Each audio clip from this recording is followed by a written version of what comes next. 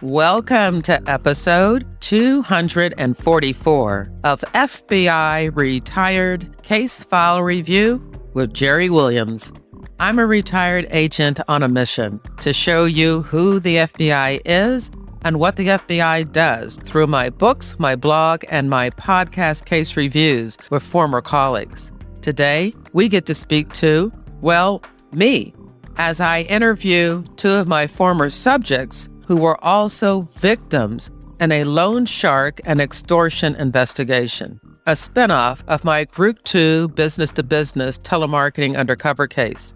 During a proffer, brothers Andy and Gary confided that they had been getting short-term loans from the owner of a check-cashing agency at interest rates exceeding 500% per year and were being extorted to make repayments. They revealed that the loan shark and his collector confronted the brothers demanding payment. After a heated discussion, the loan shark's enforcer drew a handgun and fired a shot past Andy's head and into the wall behind him. After learning about this incident, I opened a new case with Agent Darren Workmeister, now also retired. You've heard many times on this podcast that sometimes an agent has no idea what kind of adventures they'll get into each day when they show up for work. And I certainly never thought that I would be working a loan sharking case. I want to thank Andy and Gary for being willing to look back on a very difficult time in their lives in order to assist me with this case review. I'm very proud of this investigation and could have only told it with their help. The United States Attorney's Office in the Eastern District of Pennsylvania presented me with a certificate of commendation for my, quote, exceptional and resourceful investigation and dedicated, innovative, and tireless efforts, unquote, in the prosecution of this case. I think you're going to really enjoy our conversation. I wanted to do this case review because I'm in the process of writing my keynote speech for the FBI Agents Association's G-Man Honors Salute to Heroes event on November the 18th. It's all about the importance of sharing our stories, and I felt kind of obligated to share one of my own. I invite you to join me in donating to the FBI Agents Association. There's a link to where you can donate in your podcast app's description of this episode, or you can text FBI AA to 50155. Before we get to the episode, I want to let Reader Team members know that I sent out this month's Reader Team email on Tuesday, November the 2nd. I share photos from my son and co-author Chase's wonderfully weird Halloween wedding, and I consult with retired agent and profiler Julia Cowley on a review of the film The River Murders. I also provide links to crime fiction and true crime recommendations. If my November Reader Team email is not in your inbox, you know what to do. Check your spam filter and promotions tab. If you're not a member of my Reader Team, there's a link to join in your podcast app's description of this episode.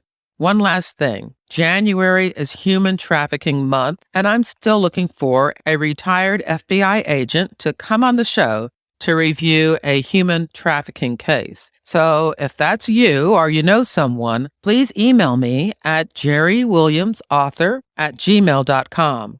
Thanks for your support. Now here's the show. I want to welcome my guest, Andy and Gary Lanou, which for you folks that are not in the FBI, Lanou stands for last name unknown, and in this case, last name unused. We're not using Gary and Andy's last name, but we will be including some newspaper articles and court documents. So if you really, really, really want to know their last name, we recognize that you can do that. Gary and Andy have moved on to exemplary lives of professional lives, and this is something from their past that I am absolutely so grateful that they have agreed to come on to talk about it. So welcome, Andy. Welcome, Gary. Thank you.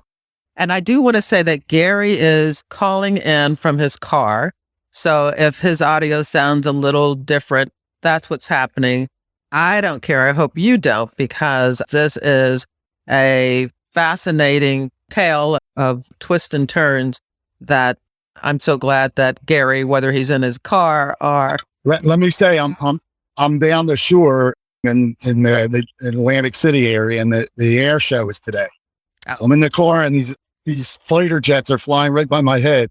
Well, luckily, I have good insulation in the car, so you shouldn't hear it too much. Well, again, I still just appreciate that you and Andy agreed to be here. So, all right, we met because I was running a Group 2 undercover operation into the business-to-business telemarketing industry.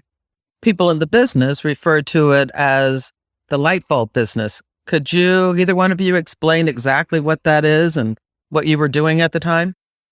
The light bulb business was a business, very lucrative, obviously, that we would call industries, nursing homes, schools, any type of businesses selling our lighting products, getting a hold of the maintenance man, pretty much offering him a gift to buy and sending him either light bulbs or chemicals, trash liners at an exorbitant prices, and then basically kicking back something to the maintenance man. It's been around for a long time. We didn't create it, but joined in on it, made a lot of money, and wound up having a lot of aggravation. A lot of aggravation, especially when the FBI and the Postal Inspection Service, showed up and let you know that, this was a fraud, where you overbill or, in some of the cases of the subjects, actually bill for product that was never shipped and pay the maintenance person who agreed to accept the invoice a gift, or as we would call it, a bribe. That's illegal. So I actually talked about the business and a very similar case that came under the Group 2 operation in episode 44 with Carl Lanou, who again was a subject of the investigation, who became a cooperating witness. And so if anybody wants to learn more about that particular business and the initial trouble that Gary and Andy got into, they can listen to that episode. But this case really morphed into something else that I had no idea that I was going to become involved in. And you two were initially hesitant to tell us about. So why don't we talk about that? So we do a search of your business, which is Valley, what was it called again? Valley Industrial Supply. Valley Industrial Supply. So we do a search and I don't even remember, were you arrested or? Yeah, I was driving to work and we were in an industrial park. And I come moseying on in around 10 a.m., driving my Mercedes convertible down like I did every day, pull up into the driveway. And I said to myself, Jesus, seems like a lot of cars here today. And when there usually isn't that many cars in the parking lot. And when I went in, Gary was already in there and there was a bunch of people in there with FBI jackets and all this. They were doing a season search and they took all our computers and our records that day. But no, we weren't arrested. Okay. But you were notified. Go ahead, Gary. I actually asked them before they left. I said, well, are we allowed to open back up? Because they didn't arrest us. They just took stuff. And they said, well, you want to talk to your attorney. So we didn't know. Like, we were looking just to open back up. And once we reached out to an attorney, that was pretty much the end. We never opened back up at that point. Okay. So your attorney gave you some good advice. Yes. And at that time, we really didn't think we were doing anything wrong. We would buy a product and sell it at a high price. Back then, at that time, I thought we were good business people, not trying, not thieves, just making a living. And of course, the difference is that you were enticing or bribing the maintenance person to allow these overpriced invoices to go through. That's where it became more than just, you have higher prices, because you were actually in cahoots or conspiracy to have those bills paid by paying a bribe. So we would actually send them. We always send the merchandise out. Like you said earlier, there was a lot of companies, and I knew there was definitely a handful of companies that would actually not send the merchandise, but just send the bill. And hopefully if they send 10 bills in, they get paid on 2 or 3, they were happy. Right. We sent all the merchandise in. We paid a lot of money for shipping. We paid, and we got a lot of merchandise back, and we got a lot of bills that were paid. So Gary, basically from the time the FBI came into our building until the day we got sentenced, it was pretty much a fog. It was like about over a year period. And the whole thing was a fog because we would go to our lawyer, and I didn't think we were in any trouble the whole time. Till every time we went to our lawyer, it sounded like it was getting a little worse.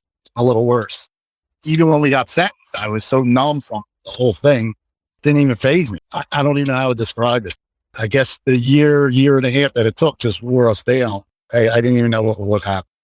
All right. So we could definitely then say that when you were operating this scheme, and I'm sorry, I have to call it a scheme. Sure. You were unaware that it was a crime, what you were doing. You were unaware that it was illegal, but you came to understand that as the investigation continued and as you began to cooperate with us and go through the system, that yes, what you were doing, overbilling, even if the product was actually shipped, it was illegal. Correct. But again, like you said, we didn't think it was illegal. We knew 15 to 20 other companies that were doing it or more. And had we known what we were doing was right, there's no way we're doing it. We did actually investigate successfully 16 of those companies. So you were all in the same boat together. And sure, you remember that day and that day and the next day when everybody in the industry was buzzing around because they had also been hit too. Yes. So I know one of the things that we did do once your attorney notified us and the U.S. Attorney's Office that you were willing to cooperate and that you wanted to come in, we arranged for a proffer meeting. And a proffer meeting is when you provide information that will be helpful to an investigation, information about activities that you were involved in, but none of the information can be used against you. And, we could find it from other sources, from other avenues, but what you tell us can't be used against you unless, of course, you lie. And so you were scheduled to come in for that proffer meeting, and Gary and Andy, you show up and talk a little bit about that and what you had planned to tell us and then what you eventually let us know. Well, so Andy's speaking now. Go ahead. Yeah, so we went in, I guess it was the FBI building or one of the buildings down in Philadelphia. We went out, we met our attorney there. Jerry, we were there along with the postal inspector and maybe somebody else, district attorney or something. One was there as well. And we were talking about our business, what we did and how we did it. I always was under the assumption of buyer beware, you're going to pay this price. And I remember when I was there, I even made an example. I said, this past week I went and I took my kids to the Phillies game and I bought a soda there and it was like $4 for that can of soda. And right down in your lobby, that same can of soda is $1. So to me, I looked at it as buyer beware. So we talked about the industry, we talked about the business. And once again, our attorney was there. And towards the end, the attorney said, are you going to tell them about the bullet or the gunshot? Well, that opened up this whole thing. And bullet, gunshot. Yeah, this is a telemarketing case. We're talking about overbilling. All right. So back to that bombshell that you just dropped at the end of the proffer. Your attorney asked if you were going to tell me and the other members of the team about the bullet. So tell us about the bullet. We were in business for a while. We started borrowing money and not just borrowing money. We started cashing checks at a place that we knew the owner. He would front us money a lot of times to hold us until our mail came in because Monday was a big day for checks. So if we were short, we would write him a check and he would hold it, but he would charge us a lot, 2, 3, 4% or more. And next thing we knew, we were really in a deep hole with these guys. We owed them a lot of money. We were paying a lot of interest, probably, again, Andy will know better, but we were probably paying between $2,000 to $5,000 a week just in interest. And that's how this started. When the FBI came in, we stopped paying them and we didn't have any funds and they didn't want to hear it. So, Andy, it actually happened to you when the loan people came in to see you about you being in arrears. Yeah. So Gary knew the owner of the check cashing agency. Actually, back then, he used to take football action from people that wanted to bet football games.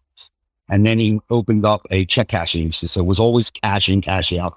So he said to us, listen, you come down, like Gary said, come down, you can cash a check for, $3, $4, $5, $6,000. I'll hold it. It was like, say on a Thursday, I'll hold it till Monday till your checks come in, charge you $400 or $500 and it'll help you get by. So it all seemed great in the beginning and everything was fine. We were able to cover all the checks. He would cash 8 to 10,000 on a Thursday or Friday, covered our payroll, covered our expenses. Monday, the money would come in. We put it in the bank, it cleared the bank, and that was it. Well, after a while, it escalated and it snowballed and we couldn't cover the checks. So we were very friendly with him, but money is money. So he had a couple people that actually worked for him that actually, should I say, were his collectors, maybe. One day I was at the office and I guess you guys were already raided our place. Now I'm just thinking back because I was at the office and two of the collector guys came in, which I was friendly with. It was not like I didn't know them. They came in and he said, so-and-so, the boss sent me to see you. When you going to have that money? And I said, well, right now we're closed and we got nothing really coming in. Well, you don't want to hear that. So he pulled out a gun and he aimed it at my head. He shot the gun. It went past my right ear into the wall. It happened so fast and I didn't know if I was scared or not scared because it just, by the time he pulled it out and shot, and he wasn't intentionally going to hit me. He intentionally wanted to scare me. And did he? Well, yeah. Yeah. But I mean, as it happened, no, because it happened so fast, I didn't even know what happened.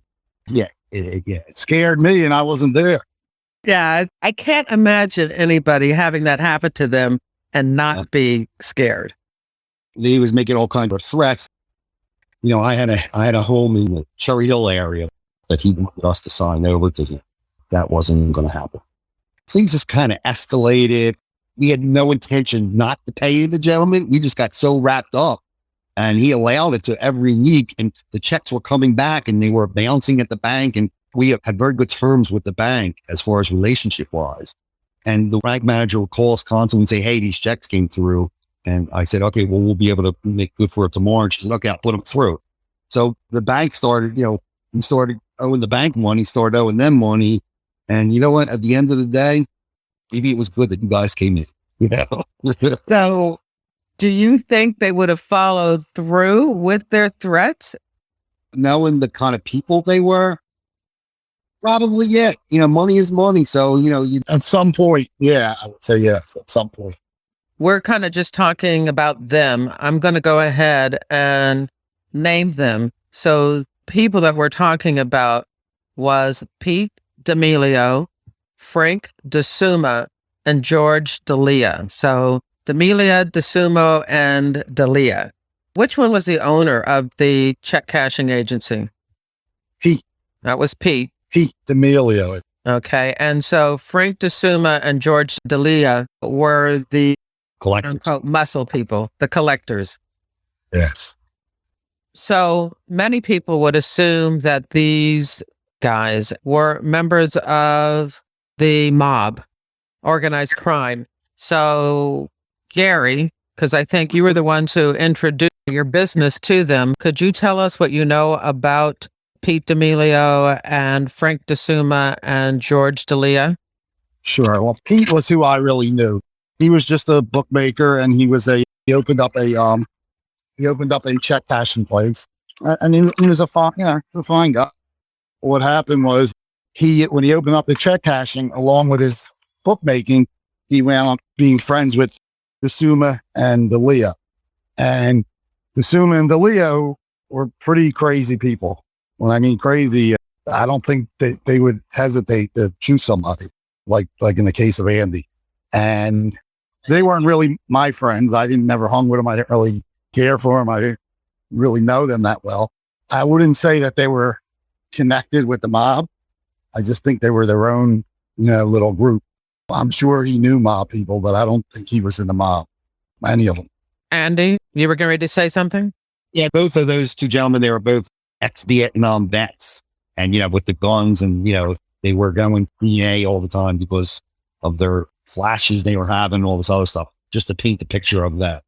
All right. So people that have guns that really probably were a little bit too unstable to actually have them. Yes. I would say that. Okay. So it sounds like because I don't remember, but it sounds like they were not made members, but they may have had some type of association with mob members because, again, we're talking about Philadelphia. So yeah, they knew people, but I don't think they were in the mob.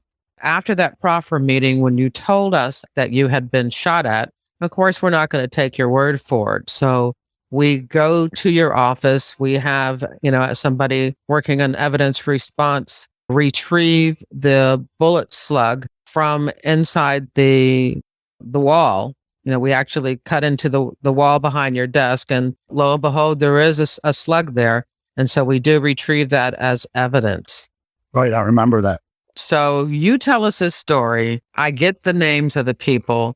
I don't know that they're not connected directly with organized crime. So as soon as I get the information, I think to myself, oh, wait a minute. I'm an economic crime investigator, agent on, this economic fraud squad. Let me run this to the organized crime squad to see if, and pass this case on, or at least this part of the case on.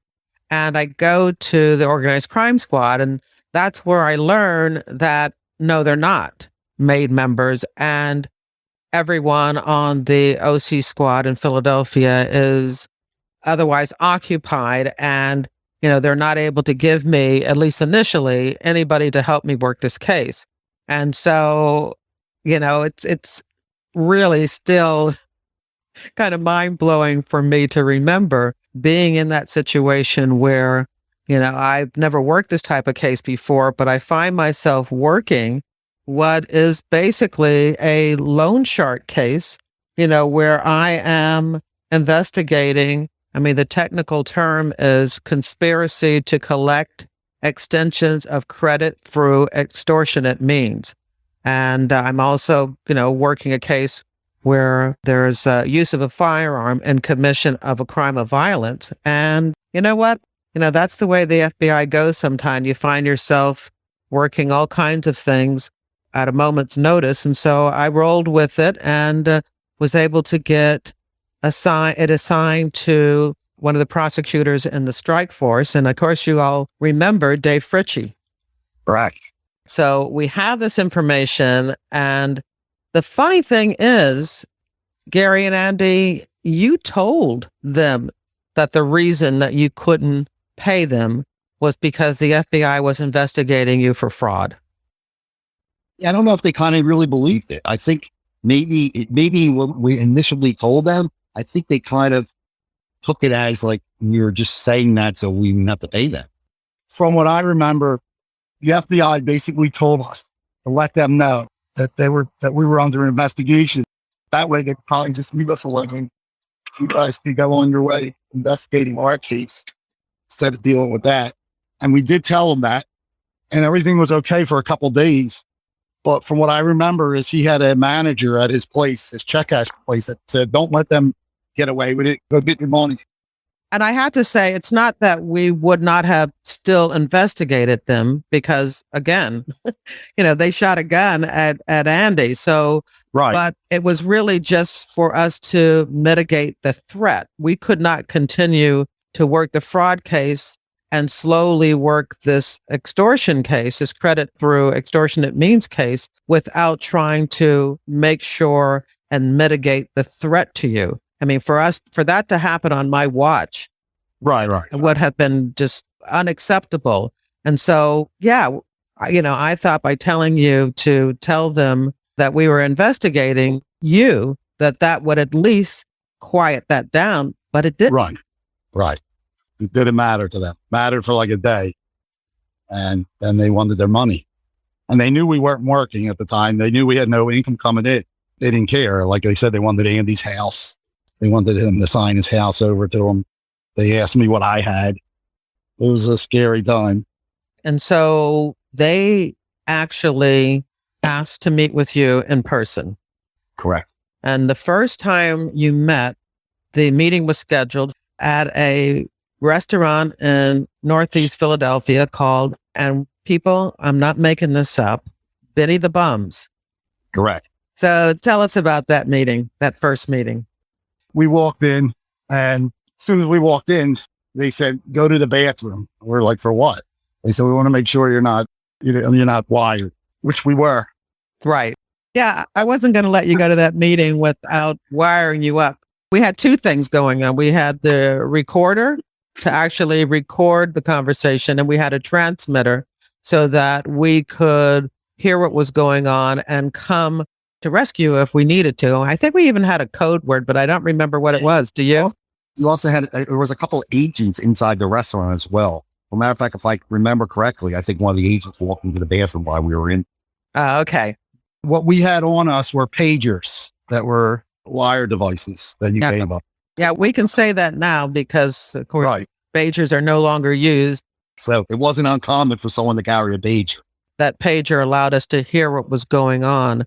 And again, at this point, this is a different investigation than the fraud investigation where you were subjects. In this investigation, you were actually the victims and the cooperating victims, cooperating witnesses in this case.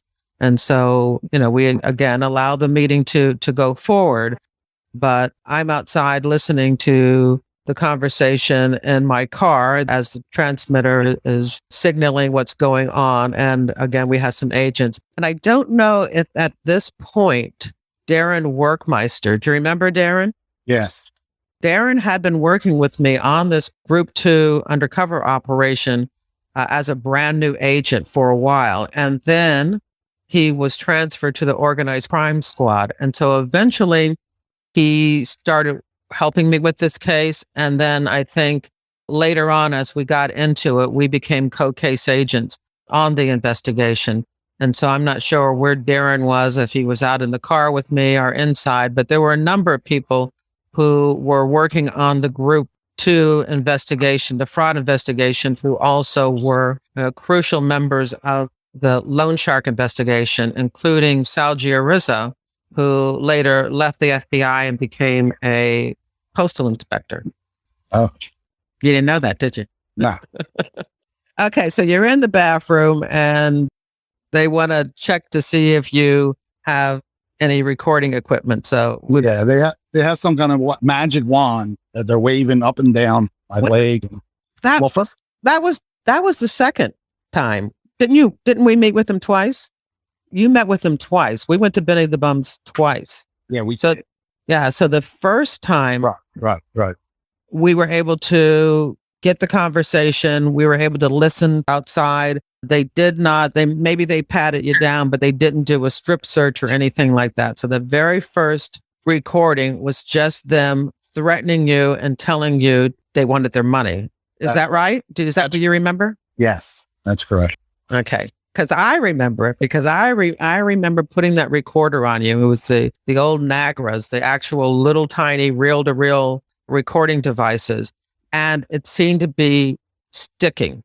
I wasn't sure if it was working properly, and we didn't have enough time to get a new one. And I was very, very concerned. And so we set that up, but I had the transmitter. So one of the things that I decided to do is take as detailed, copious notes as possible.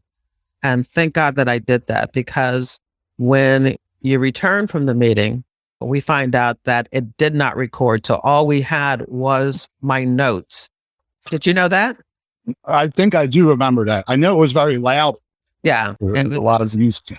That always happens when you try to record in a restaurant, where you have the sounds of the ambient sounds of the people talking and the waiters delivering food, etc. So that first time you did not go into the bathroom, or if you did, they just kind of simply patted you down. And of course, they're going to miss the pager. Right. Do you remember what you talked about that first meeting? They just wanted their money. They wanted to have some type of, agreement. And I believe they are asking us to sign stuff. but I don't remember. They kind of wanted a plan at that meeting. What's your plan? How you plan on paying this back? And I think that's when they brought the papers to sign the house over and some other stuff, which obviously we never signed, but that was that meeting, correct? I have an article here that was in the Philadelphia Daily News, and I thought everyone would be interested in hearing some of the threats that DeSuma and D'Elia said to you guys. So here goes, again, quoting from the Philadelphia Daily News. Using an FBI recording device, the brothers taped discussions with the alleged loan sharks in hopes of avoiding prison for their own crimes, according to court records. "You effing guys owe a lot of money. He wants it back," DeSuma told them at a meeting in September at a local restaurant. "This time, the shot won't be behind your head," D'Elia allegedly interjected. "If you have to be killed, I'm the one who's going to have to kill you," DeSuma added, according to excerpts of wiretap discussions. "I'll make it nice for you. Just one clean shot in the head." Okay, and then they're still trying to get you to sign these papers. Of course, we recommend, your attorney recommends, and you know that that's not the right thing to do. And so they schedule a second meeting. But Gary, before that second meeting occurred, you let your estranged wife, I think you were getting a divorce at the time. Tell us about that. Yeah, we were going through a divorce, so she knew what was going on. And her parents were a little out there, and they never liked me. They had called the IRS on me previously in years before that. They didn't like anybody. And I even called them. I said, I didn't do anything, but if I was to get in trouble, your daughter would. They said, we don't care as long as you get in trouble. But of course, nothing happened because I paid my taxes. But he somehow found out. I don't know if it was through my ex-wife or how he found out, but he went and tipped Pete off that we were cooperating. And how did your ex-father-in-law know Pete? I don't know. All I know is Pete one day told me, somebody out there doesn't like you. I said, really? He said, yeah, somebody came in here and wanted me to do damage to you, hurt you real bad.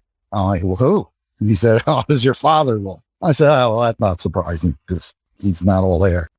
And he doesn't like you. But that happened. Yeah, I don't like but that happened before we came on the scene. Yes. He already knew Pete. He already was trying to get you into trouble with the IRS and Pete, trying to get your legs broken or whatever. Yes. Before we came to the scene. So I guess when your wife, his daughter, spilled this information about that you were indeed cooperating with the FBI against Pete, your father-in-law couldn't wait to get there to tell him about it. Correct. But you don't know that. And I don't know. I didn't know that going into that. Yeah. Yeah. And I certainly, didn't know that either going into that meeting. And so this meeting is a little bit different than the first meeting where you kind of just sat down and talked. This is the meeting where you go in and they ask you to go to the bathroom. Yeah, this was pretty much the beginning of the end of the whole investigation with them, because we went into the bathroom. They had this wand. They were waving around us. And then all of a sudden, I just remember them saying, look, that's lighting up like a Christmas tree. They took the pager from me and they said, it better not be a wire. I'm like, it's not a wire, When they took the pager, that was, for you guys, that was pretty much the end too, because I know you wanted that back. Yeah. So we're hearing all of this and we have people on standby because we don't know what they're going to do. Your father-in-law told them you were wired up, and now they have this wand that they run over and they see that, this beeper is lighting up. Something's going on, and they take it from you. We weren't sure at the time if they were going to try to rough you up. And then the decision is, if they slap you, should we just let them continue, get you out of there? If they threaten you, with severe bodily harm, we're there ready to act. There is one thing that we're missing that happened previously. I think it was in between the two meetings at Penny the Bums. We had a meeting at our office, and you have about 3-4 guys in our office. in the back rooms hiding in case something happens. And they came in, and it wasn't a long meeting. And I was a nervous wreck that they would walk through our place. See you guys. It was basically the same type of meeting, asking us when they're going to get their money, when they're going to get paid. I don't remember when it was, but it was before that incident with the wand in the bathroom. Yeah, that last meeting with the wand in the bathroom was very quick because, again, before they even said anything, before you sat down to talk, they went to the bathroom, discovered it, and that was the end of the meeting. So there wasn't a lot of conversation other than them taking the beeper, which, again, was a transmitter. And I think, we talked a little bit a few days ago before we started to record this, but, I told you what happened when I got back to the office, which is kind of funny, not funny, but I told our assistant special agent in charge, ASAC, that they had taken the electronic equipment, the device. And he said, well, you got to go get it. Well, we're not done with the investigation. And he says, look, that device cost a lot of money and you got to go get it. And so then I had to quickly wind up this case. Darren Workmeister and I, went to Dave Fritchie's office, and we were there almost all night trying to get the affidavit together for the actual search and arrest warrant for Pete D'Amelio, Frank DeSuma, and George D'Elia. And so we worked on that. I was the affiant on that search and arrest warrant, and I will make sure there is a copy. I don't know of the actual affidavit, but there is a memorandum from the court district that incorporates what I, attested to in the affidavit. So I will make sure that that is included in the show notes of this episode. But we worked on that and then got an arrest team together and went down to the check cashing agency on Frankfurt Avenue. And to tell you the truth, I don't even remember the name of it. What was the name of it again? Budget check cashing. Yes. Yeah.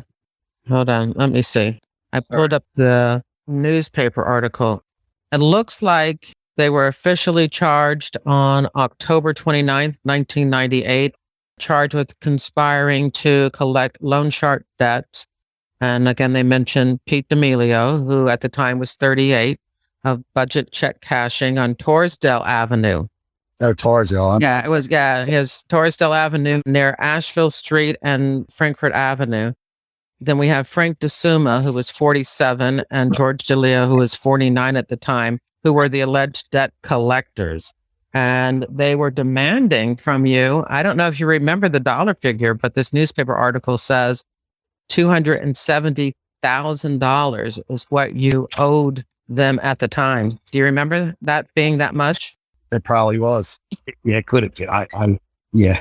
And the interest rate at the time exceeded more than 500% per year. That sounds right. Did we let you know that we were going to make the arrest and do the search that day? Or did I tell you after the fact?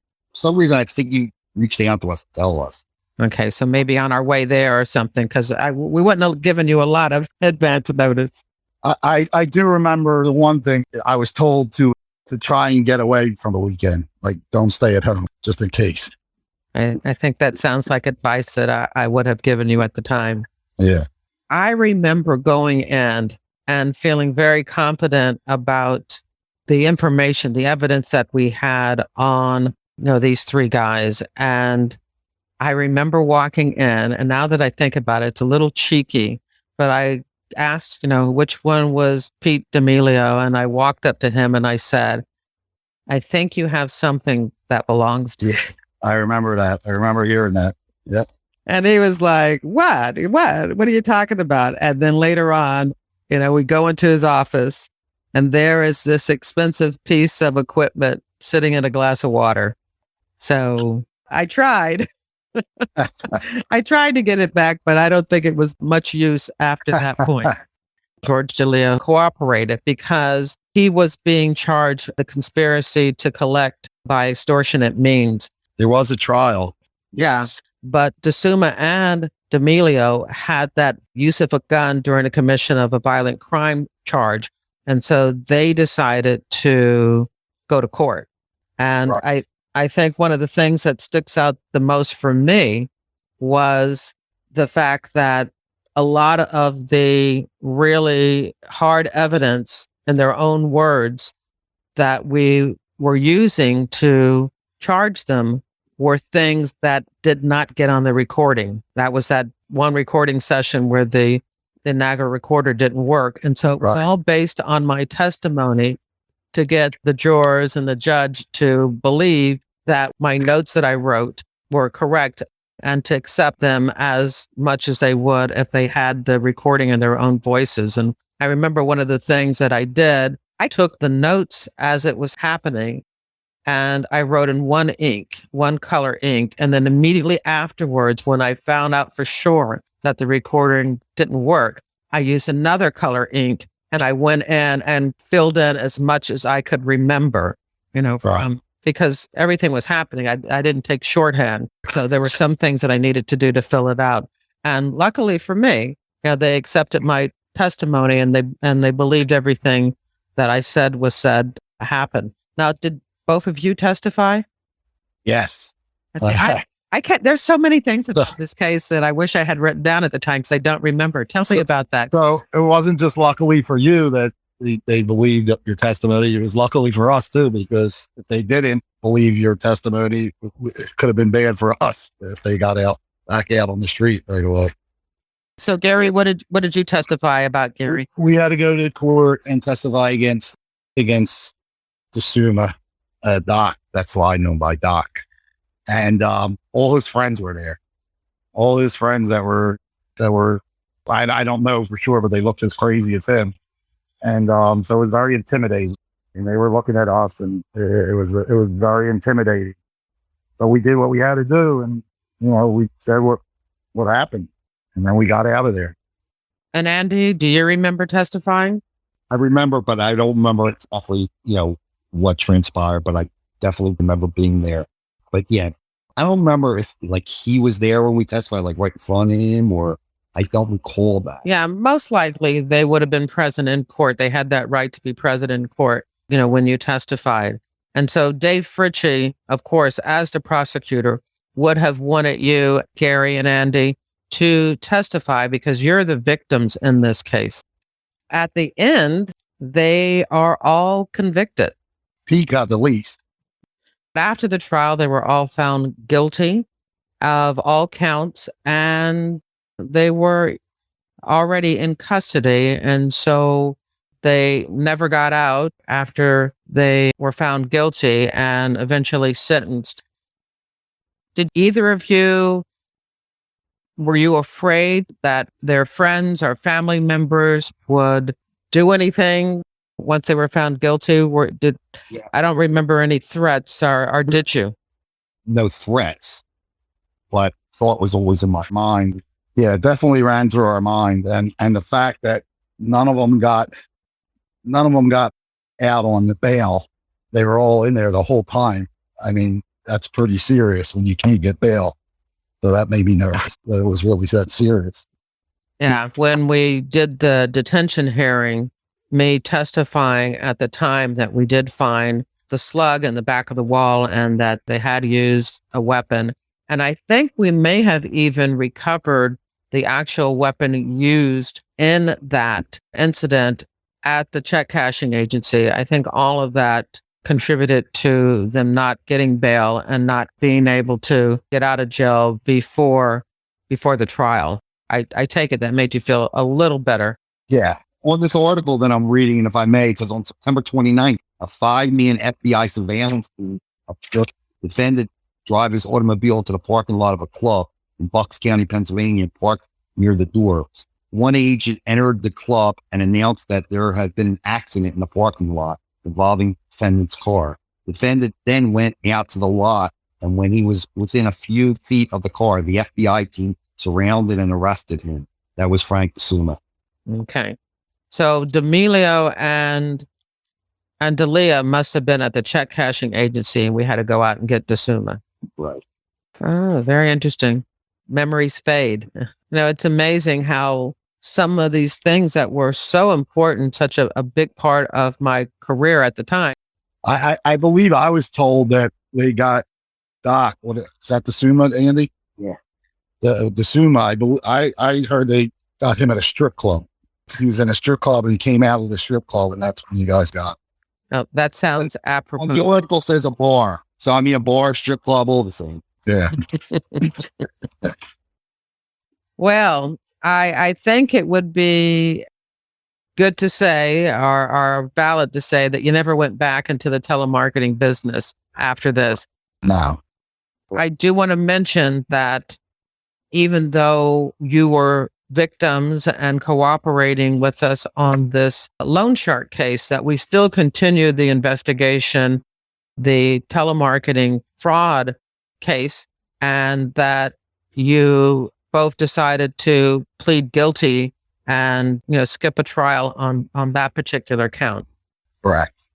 And each of us did 6 months at Allenwood Federal Prison. Also, I wanted to mention that when you were in Allenwood at the camp, that you called me. You gave up one of your phone call privileges to call me to let me know the assignments that you had received while at the camp. Do you remember that? Yeah, I do. I actually worked in the kitchen. I actually served the food. And let me say that we were at Allenwood Federal Prison Camp. It was a camp. We weren't behind bars. There weren't guards walking around with guns. We were privileged actually to go to a camp because it wasn't like an actual jail. And if I may, the only thing I can compare it to is like a college dorm that you just don't. And if you left, you're never going back to the camp. When I got out 6 months later, I was in the best shape of my life. I ran, I worked out. They had a beautiful gym there. If anyone remembers a gentleman by the name of G. Gordon Liddy, he was within the Nixon administration. He was actually in Allenwood Federal Prison Camp, and they actually made a golf course for him there. But let me say, it's not as glamorous as Andy's making it out. Nobody wants to be there. Of course not. But if you had to go somewhere, obviously, I'd rather be there than behind bars. We slept in bunks. There was curfew that we had to be in, but getting back to working out, and I was doing wind sprints, I could have just sprinted right onto the main road. But if they found you, you're never going back there. I became very friendly with some of the guards there. I ran a car dealership when I came out, and a couple of the guards drove down from that area and purchased some cars from me. So I actually got friendly with them. Gary, on the other hand, I believe his job was a painter. Yes. Which actually came in handy because during COVID, my wife and I basically painted our whole house, almost every room. So you remembered those skills that you... Yeah. If I would have never known how to paint. So when you go off to camp, both of you at the time had kids, right? Yes. Where did they think you were? Did you tell them? I didn't want to lie to my kids by no means, but they were so young, I didn't think they needed to know at that time.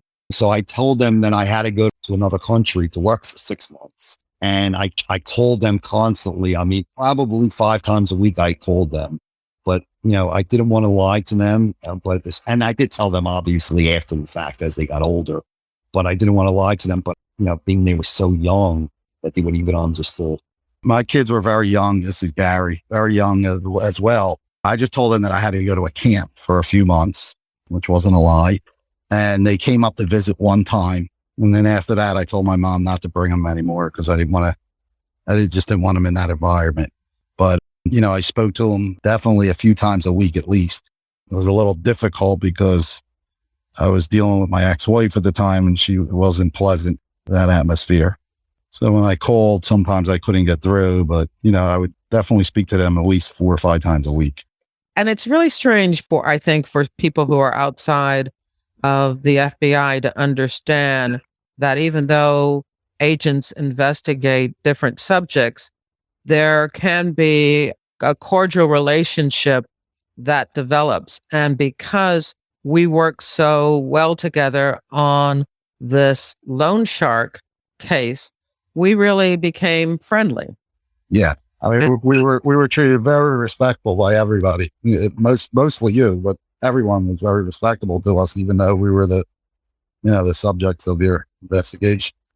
Several years ago, I saw you. You had retired from the FBI, and I kind of followed your career. I saw you on TV with SEPTA as a spokesperson, And, I raved to my wife at the time, like, oh, and Jerri Williams, I know her. And then I guess you retired from that. And I heard you moved away from the area. And then in finding you, I think maybe on LinkedIn, I saw that you were doing podcasts.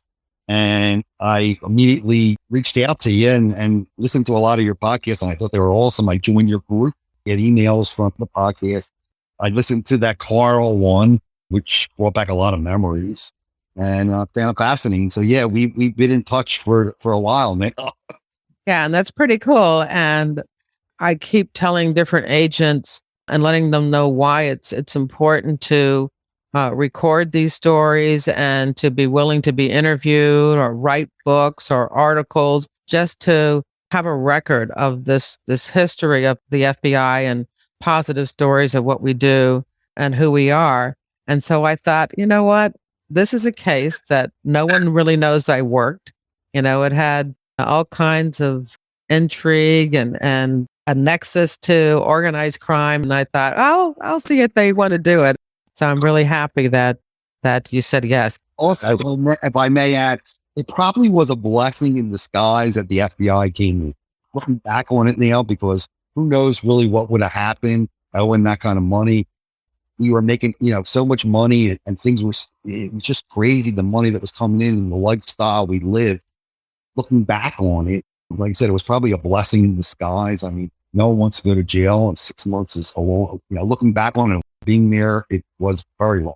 But it probably was, like I said, a blessing in disguise, because it allowed us to walk away from this whole thing and not have to look back and worry, are we going to get shot in the head or whatever.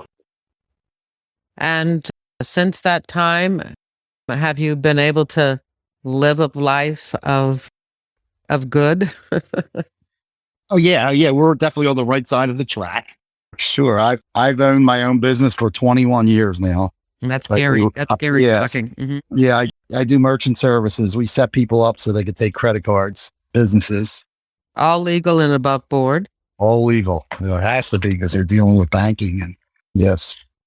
And Andy, you said you have spent most of your career in the car sales business? Yeah. Well, I actually ran a car dealership for 20 years, just up until recently.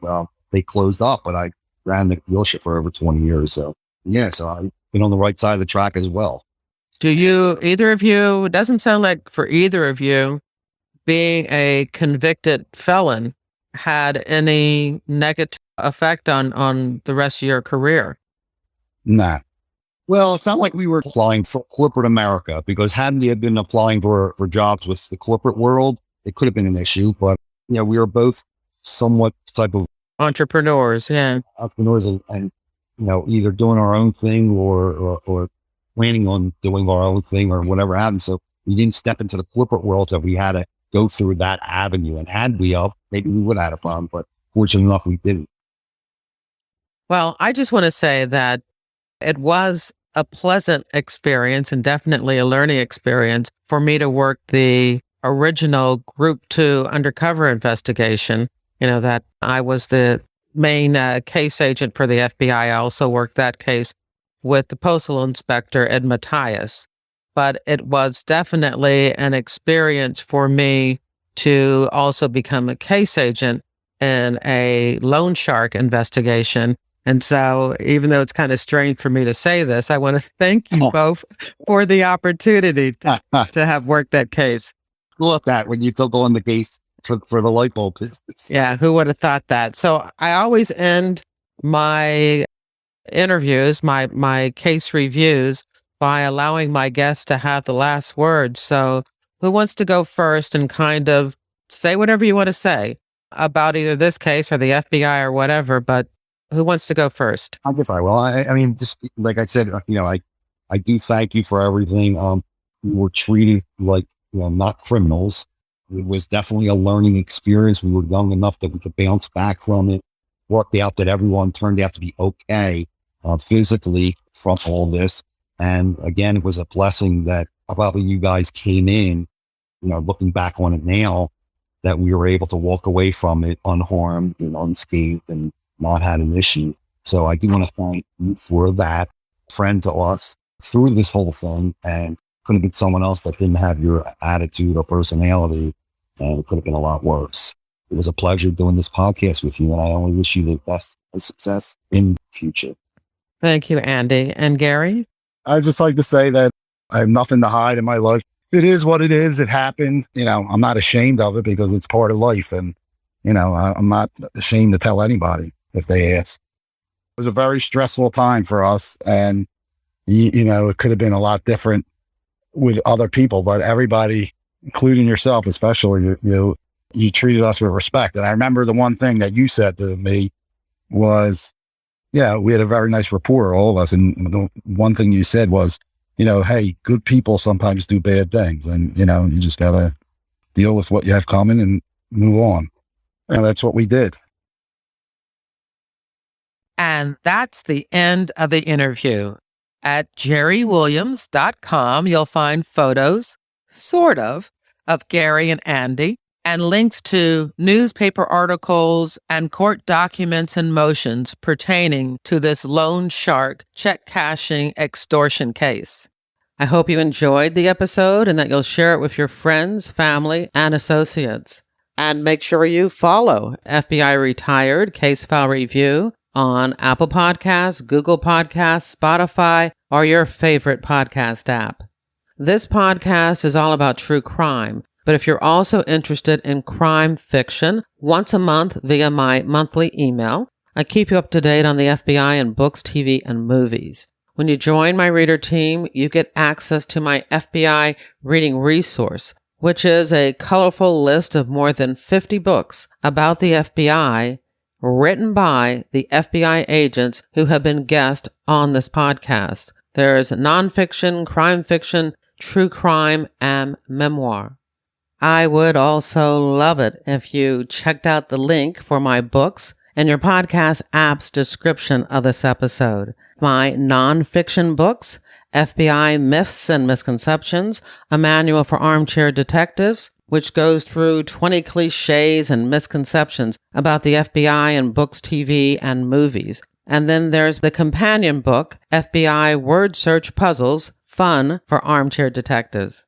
My FBI Philadelphia Corruption Squad crime series features flawed female FBI agent Carrie Wheeler in Pay to Play and Greedy Givers. All of my books are available wherever books are sold as ebooks, print books, and audiobooks. If you've already picked up copies of my books, please consider leaving a review. Reviews help readers find good books. Thank you for listening to the very end, and I hope you come back for another episode of FBI Retired Case File Review with Jerri Williams. Thank you.